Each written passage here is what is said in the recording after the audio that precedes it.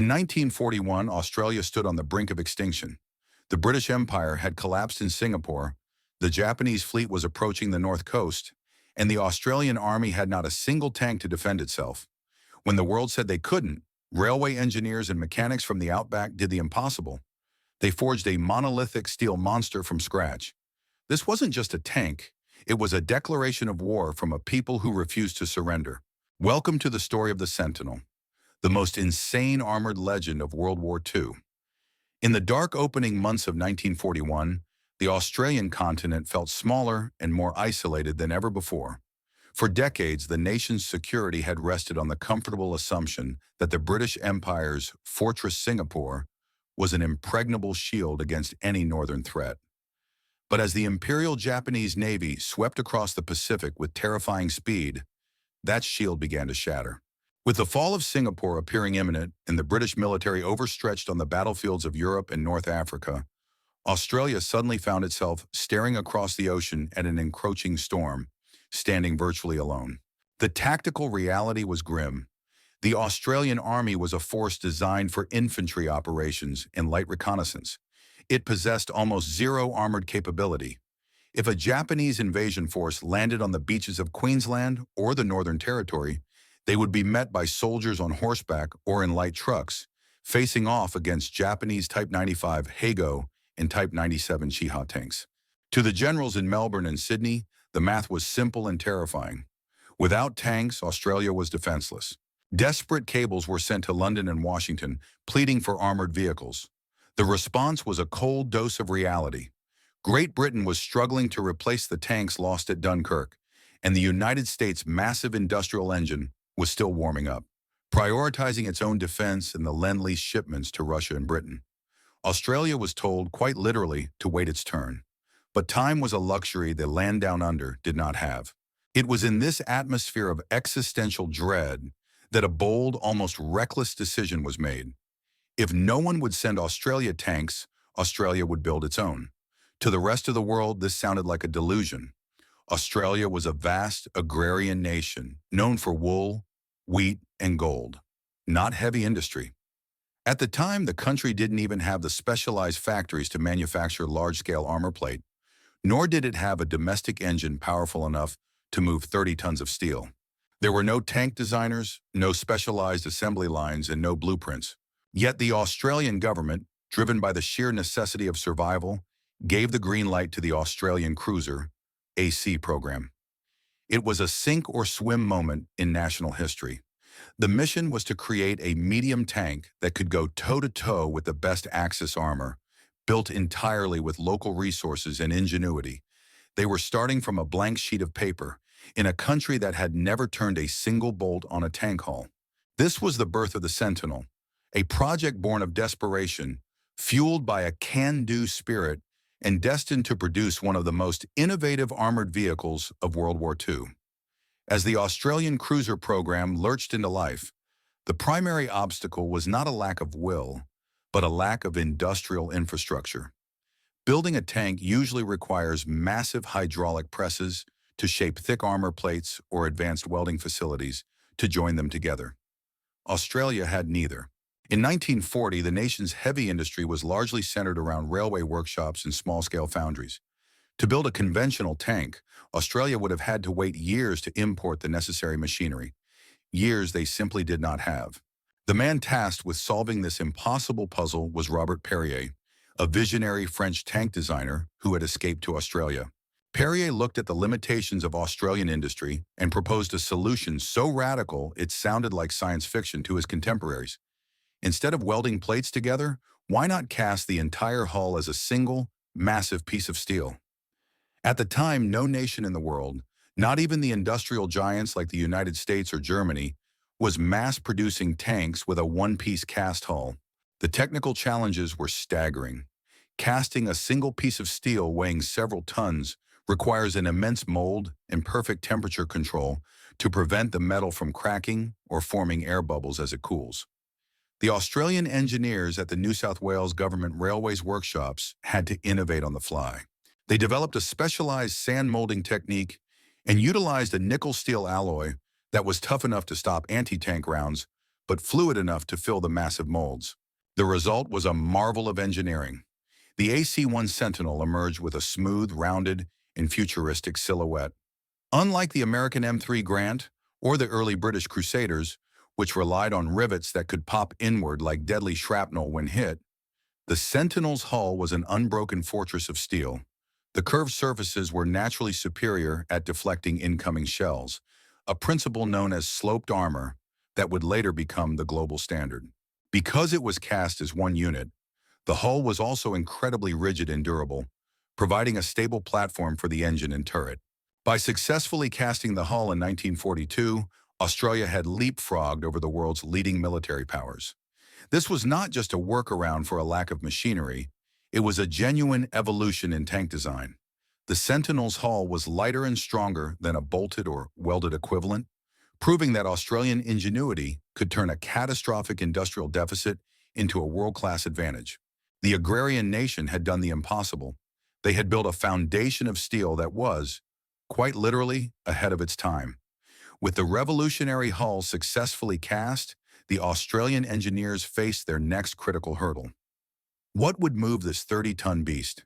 A tank is only as good as its engine, and in 1941 Australia possessed no domestic industry capable of producing a specialized high-output tank motor.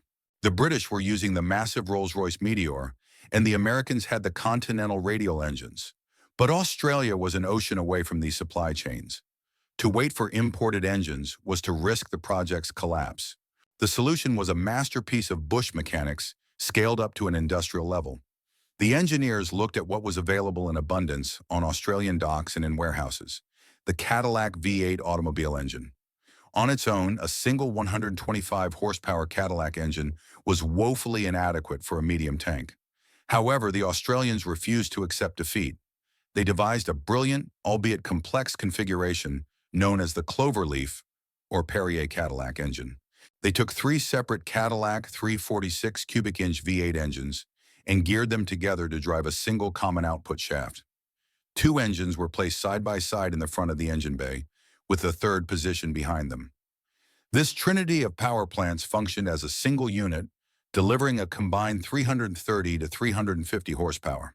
It was a radical improvisation that required a sophisticated transfer case to synchronize the three engines, ensuring that if one stumbled, the others would compensate. While it sounded like a frantic patchwork, the Cloverleaf system was surprisingly effective. The Cadillac V8 was a refined, reliable, and smooth-running engine. By combining three of them, the Sentinel achieved a top speed of nearly 30 miles per hour, 48 km/h, a respectable figure that made it faster and more nimble than many of its contemporaries. This configuration also offered a strange form of redundancy. In theory, the tank could continue to limp back to base, even if one of its hearts was damaged or failed. Furthermore, the choice of the Cadillac V8 meant that spare parts were relatively easy to source, as the engine shared components with many civilian and military vehicles already in the country. This necessity is the mother of invention approach perfectly encapsulated the Australian spirit of the time.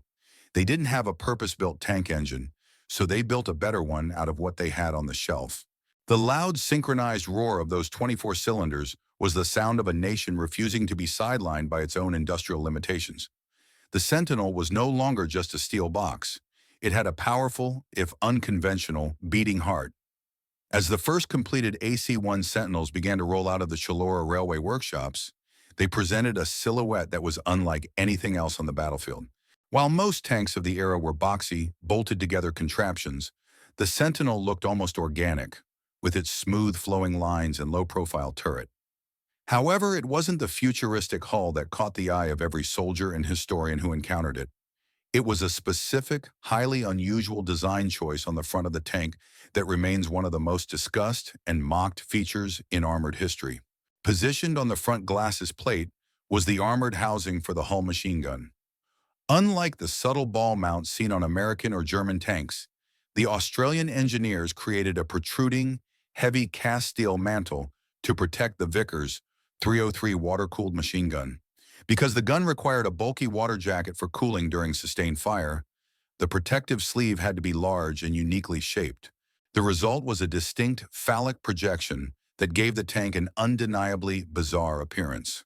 To the uninitiated, it looked like a crude joke, but to the engineers, it was a masterpiece of functional ballistic protection. This controversial mantle was designed with a specific purpose: to ensure that the machine gunner could provide continuous suppressive fire without the weapon overheating or being disabled by small arms fire or shell fragments.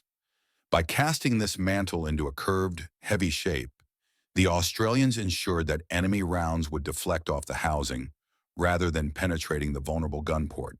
It was a classic example of Australian pragmatism, prioritizing the life of the crew and the reliability of the weapon over the aesthetic dignity of the vehicle. Beyond the infamous machine gun port, the Sentinel featured other forward-thinking design elements. The turret was exceptionally wide for a medium tank of its size, utilizing a large-diameter turret ring that gave the crew much-needed internal space. This was a deliberate future-proofing move by the designers. They knew that while the initial AC1 was equipped with the modest 2-pounder gun, the war was evolving rapidly, and they would eventually need to mount much larger, heavier cannons. By designing a massive turret ring from the start, they avoided the trap that many British tanks fell into, being unable to upgrade their armament because the hull was too narrow. The Sentinel also boasted a surprisingly low silhouette, making it a difficult target to spot and hit in the undulating terrain of the Australian bush or the dense jungles of the Pacific.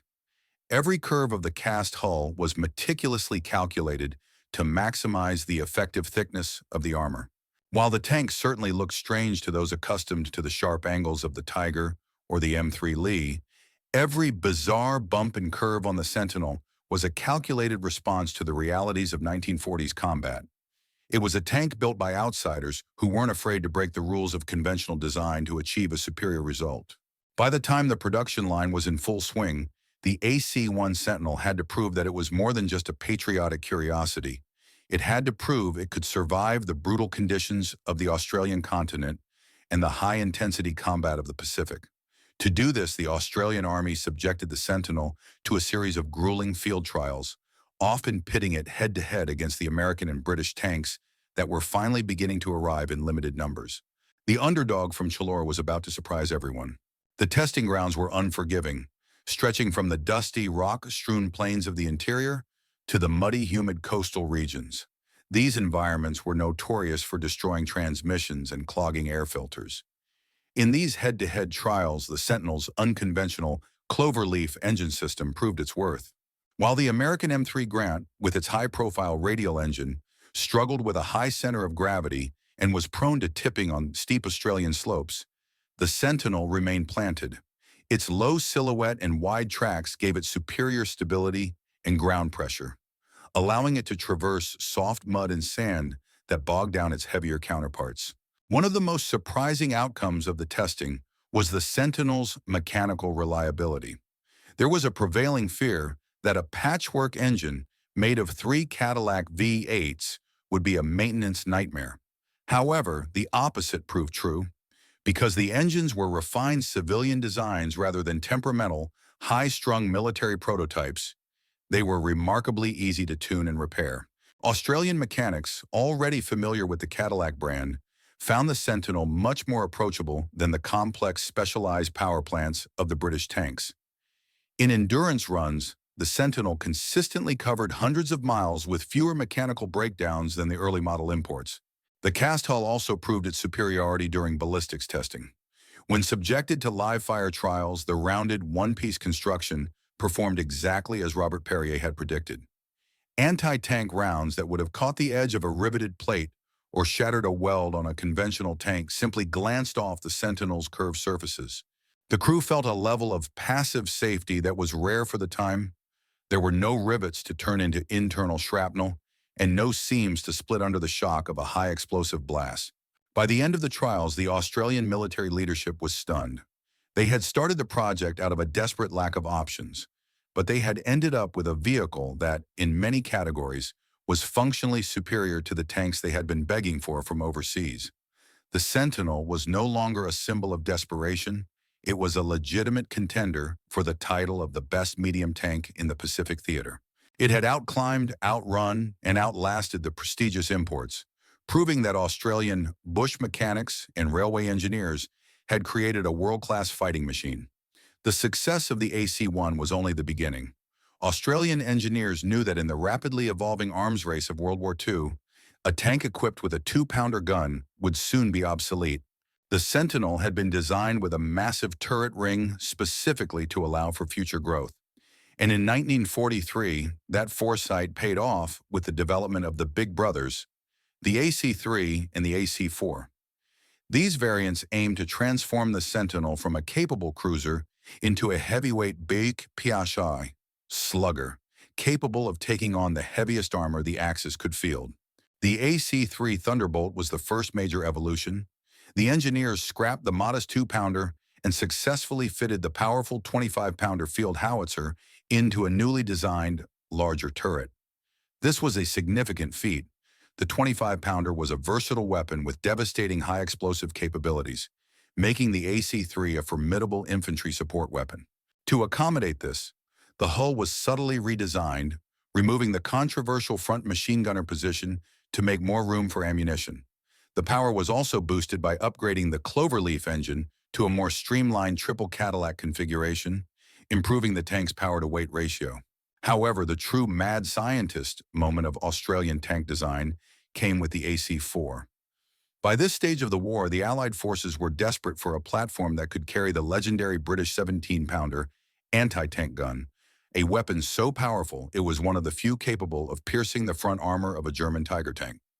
Many experts believed the Sentinel hull was too small to handle the violent recoil of such a massive gun.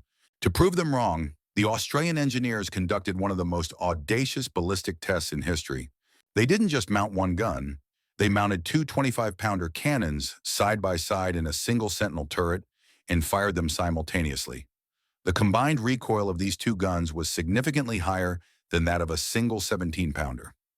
The Sentinel didn't flip over, the turret ring didn't shatter, and the cast hull remained intact. This successful brute force experiment paved the way for the AC-4, which became the first tank in the world to successfully mount and fire the 17-pounder gun from a fully enclosed rotating turret, beating the famous British Sherman Firefly to the punch in testing. These variants represented the peak of Australian military innovation. The AC-3 and AC-4 weren't just upgrades, they were evidence that the Sentinel platform was one of the most adaptable tank designs of the war. Australia had gone from having no tank industry to developing a vehicle that could house the most powerful anti-tank gun in the Allied arsenal. The big brothers showed the world that the Sentinel wasn't a fluke. It was a sophisticated, world-class fighting machine that was ready to take the lead on the global stage. By mid-1943, the Australian cruiser program had achieved the impossible. The factories were humming, the technical bugs had been ironed out, and the formidable AC-3 and AC-4 variants were ready to redefine armored warfare in the Pacific. On paper, the Sentinel was a triumph, a world-class tank born from a nation that had no right to build one. However, just as the Sentinel reached its zenith, the cold, hard logic of global wartime logistics intervened, delivering a crushing blow to Australia's domestic tank ambitions. The turning point came not on the battlefield, but on the high seas. As the United States fully mobilized its industrial titan, the Lend-Lease program began to flood the Allied world with an endless stream of Sherman and Grant tanks. By 1943, thousands of American tanks were rolling off assembly lines in Detroit and being shipped directly to Australian ports. Suddenly, the existential dread that had birthed the Sentinel, the fear of being left defenseless, evaporated. Australia was no longer starving for armor. It was being offered a feast of mass-produced American steel. For the Australian government, the decision became a matter of brutal economics and logistics.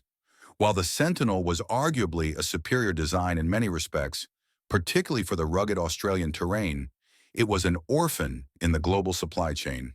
It used a unique cast hull, a specialized triple-engine configuration, and British pattern armament.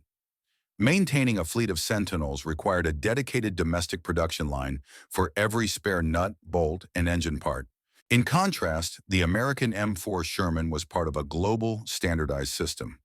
If a Sherman needed a part in North Africa, Italy, or the Pacific, it was already in the system. The cruel twist of fate was that the very success of the Allied industrial machine made the Sentinel redundant.